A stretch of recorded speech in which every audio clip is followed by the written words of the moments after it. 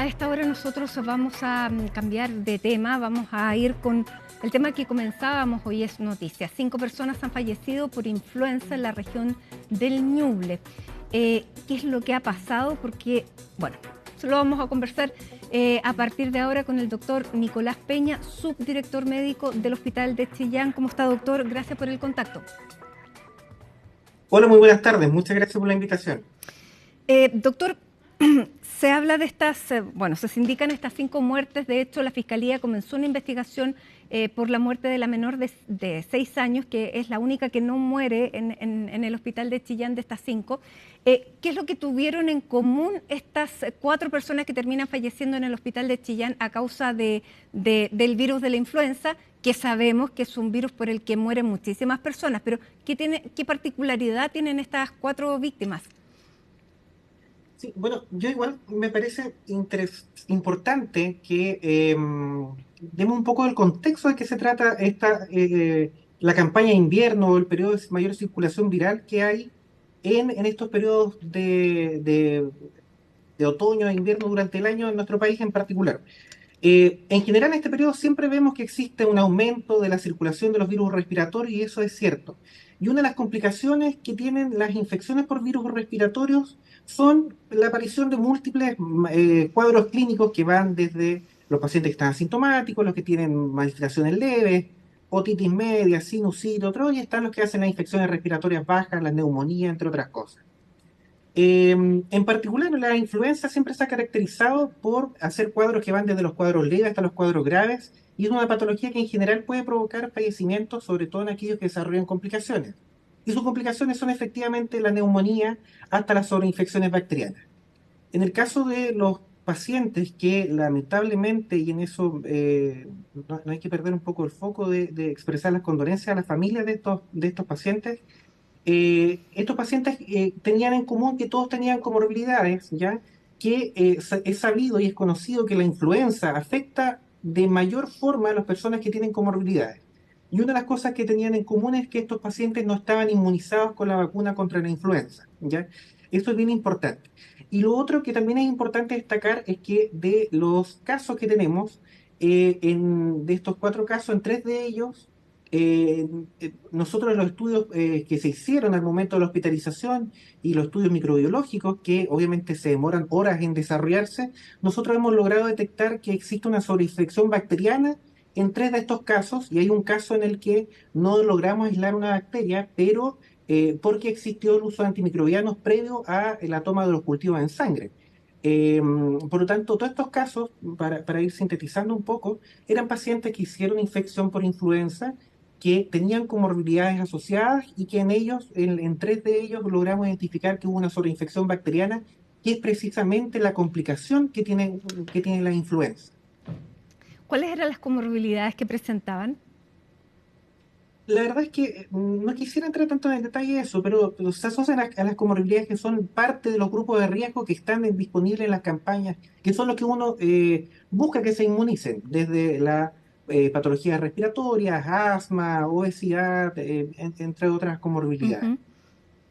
Desde esa perspectiva, ¿usted diría que la campaña de invierno, cuán exitosa ha sido o qué nivel de penetración ha tenido en la población?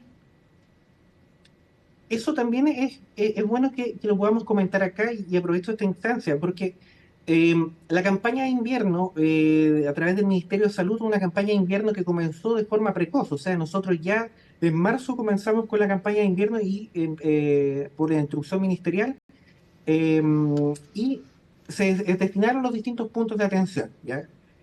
Uno de los objetivos que uno tiene que tener es lograr que el 85% de la población objetivo de la inmunización esté vacunada. ¿Y qué falló ahora? Eh, obvi- Obviamente, en esto también uno tiene que tener en cuenta que, por ejemplo, nosotros esperamos que al 15 de mayo tuviéramos al 85% de la población vacunada.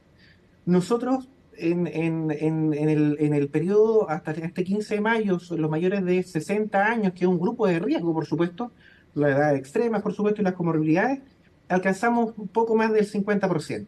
Entonces, ahí uno se pregunta, los dispositivos de salud existían dispositivos de salud para vacunar a las personas, existieron campañas del ministerio, nosotros eh, sabíamos, habían puntos estratégicos de aglomeraciones para que la gente se inmunizara, pero lamentablemente probablemente no podemos llegar a la casa de todos los pacientes, no Ya, pero existe. usted habría calificado que la campaña, la gente la escuchó, estaba en los medios de comunicación, en las radios, en las calles. Una campaña comunicacional tiene que llegar a la población. O sea, una campaña Exacto. exactamente preventiva, no solamente poner los discursos, los recursos a disposición, sino que la comunicación sea efectiva. Sí, bueno, la comunicación existió por lo menos en nuestra región, al menos. Nosotros somos una región pequeña, es una región nueva, 500.000 habitantes, es una región que tiene particularidades también, pacientes añosos, aquí existe una ruralidad muy importante, eh, existen determinantes sociales de la salud que son sumamente importantes, por lo tanto, y no olvidemos que venimos después de una campaña de vacunación muy intensa después de la pandemia. No olvidemos que pasamos por un periodo en el que estuvimos con cuarentenas, con restricciones sanitarias. Después pasamos por periodos en los que había que vacunarse en primera instancia, primera vacuna, luego cada 6 meses, luego 6 meses de nuevo, cuarta, quinta dosis luego al año, monovalente y bivalente. Entonces, en verdad, y lo otro es que como nos fue tan bien con la campaña inicialmente, la percepción probablemente de los riesgos se fue perdiendo en la población. Porque antes, cuando partimos el 2020, nosotros partíamos sabiendo que la característica de la infección por coronavirus, por SARS-CoV-2, el COVID-19, se caracterizaba de que frecuentemente generaba neumonía y los pacientes llegaban a la urgencia de nosotros, falla respiratoria, intubación, ventilación mecánica, 2 o 3 semanas de ventilación, otros se largaban, gravedad. Luego, con el proceso de inmunización, logramos que la vacuna llegara a toda la población de riesgo, llegara a todas las personas, y vimos que la enfermedad, y también por características propias del virus, eso no hay que desconocerlo, la enfermedad se fue haciendo cada vez menos severa y menos letal. Por lo tanto, llegamos a un periodo en el que llegamos a una cobertura mucho más importante. De hecho, no olvidar que el 2020 fue el mejor año de la vacunación de influenza en todos los grupos de riesgo, sobre el 90%, y sí, me atrevería a decir sobre el 95%. Y ahora pasamos a este periodo en el que, luego de todas estas campañas, una tras otra, llegamos a estas coberturas y la percepción de los riesgos existentes probablemente sea mucho menor. Aparte, no es menor y no hay que desconocer que las vacunas han sido víctimas de una campaña de desprestigio de distintos grupos Mm. que hablan de trabajos sin evidencia, o de una pobre calidad de la evidencia en números cortos, y cualquier complicación que aparece asociada a un paciente le atribuyen a la vacuna. Es más, a mí me gustaría señalar incluso que la posibilidad, antes se decía, claro, la vacuna de la influenza puede provocar Guillain-Barré, que es esta parálisis flácida que se produce asociada a la vacuna. Eso es rarísimo, muy, muy raro. Pero la posibilidad de que tenga un Guillain-Barré asociado a la influenza misma, a la infección por influenza, es muy, muy superior, 1000 veces más. Entonces, claro, dicen la vacuna te puede provocar efectos adversos, pero el tener la infección propiamente tal va a generar cuadros mucho más graves y mucho más complejos, y terminamos en complicaciones severas. Por lo tanto, hay que volver eh, es una obligación tanto de la sociedad, que tanto los grupos sanitarios, o sea, el sistema público, tanto las dos patas que tiene el ministerio, red asistencial y salud pública, volvamos y llevemos la evidencia a la gente y le mostremos que las vacunas sí sirven, porque prevenir es mucho mejor que estar tratando a los pacientes. Ujú. En el caso de la influenza en particular, existe un antiviral, el oseltamivir, pero que nunca ha tenido los efectos que uno quisiera. O sea, no es la panacea del antiviral. Siempre va a ser mejor la prevención. ¿Cuál es el Y una nivel última cosa. de circulación viral que tiene la influenza ahora? Nosotros en particular tengo unos datos acá. Por ejemplo, en el caso de este año, nosotros cuando comparamos estamos en la semana 20 del punto de vista epidemiológico. Por ejemplo, el año 2023, a esta misma fecha, la circulación que teníamos de influenza A tuvimos 41 muestras positivas en los 7 hospitales de la región de Ñuble. El hospital de Ermita Martín, que es el hospital más regional, el hospital de San Carlos, que es el hospital provincial, y 5 hospitales comunitarios. A la fecha nosotros tenemos 187 casos detectados, ¿ya? Y que esto es lo que nos ha mostrado que efectivamente tenemos un aumento, que es que por lo menos hasta la semana 19 tenemos 4 veces más de lo que detectábamos antes. Ujú. Es verdad, estamos testeando más, por supuesto que sí, pero estamos testeando más a pacientes sintomáticos y con comorbilidades o con condiciones de gravedad que nos obligan a testearlo. Por lo tanto, además de estar viendo que estamos detectando, o sea, estamos testeando más, también es cierto que existe una mayor circulación viral y eso es innegable, y eso también lo estamos viendo en el aumento de las consultas respiratorias, en el Ujú. aumento de las Y el hospitalizaciones. nivel de Y vacunación que llevamos hasta ahora en respecto al año pasado es un nivel menor, que explique no, por qué subió en 4 veces. yo no tengo, la verdad es que le mentiría si le dijera que tengo el dato del año pasado, pero a la fecha el porcentaje de vacunación que tenemos actualmente es cercano al 65% de los grupos objetivos. Ujú. Pero el año pasado, la verdad, 65% tenemos actualmente y eso, al menos en particular a nosotros, nos sitúa más o menos en el cuarto lugar a nivel nacional.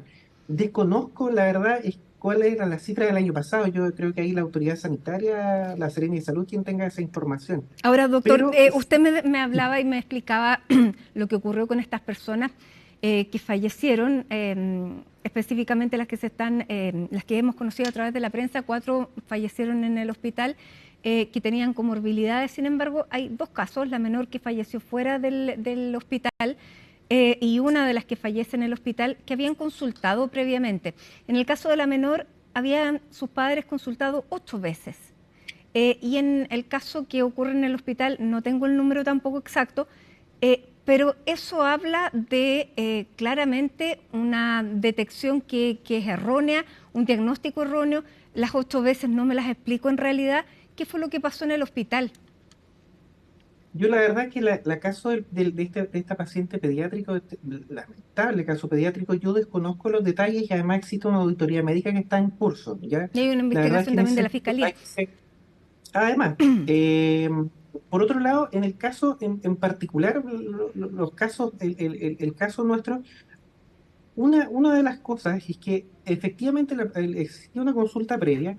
Sin embargo, cuando uno analiza los detalles de la signología clínica del momento de la evaluación, la verdad es que no existían elementos en esas instancias, obviamente, que permitieran que el clínico que lo estaba evaluando en ese momento tomara una decisión de un manejo ambulatorio hospitalizado y que decidiera el manejo ambulatorio. Sin embargo, sí es importante destacar que estos 4 pacientes tienen la característica en particular que su evolución fue muy rápida y que al momento de la consulta en la que terminaron hospitalizados y que fueron manejados en UCI, venían con un shock séptico severo y refractario.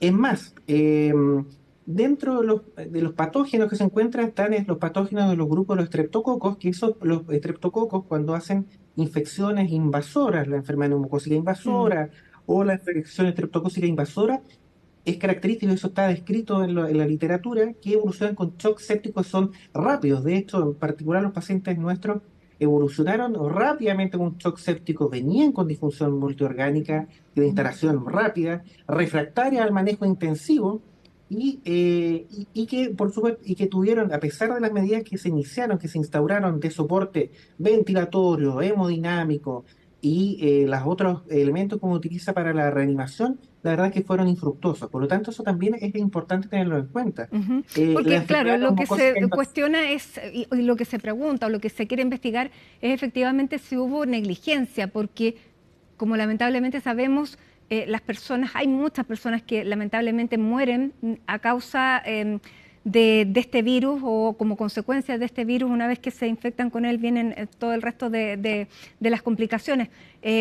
¿Usted descarta que se haya cometido un error en alguno de los casos?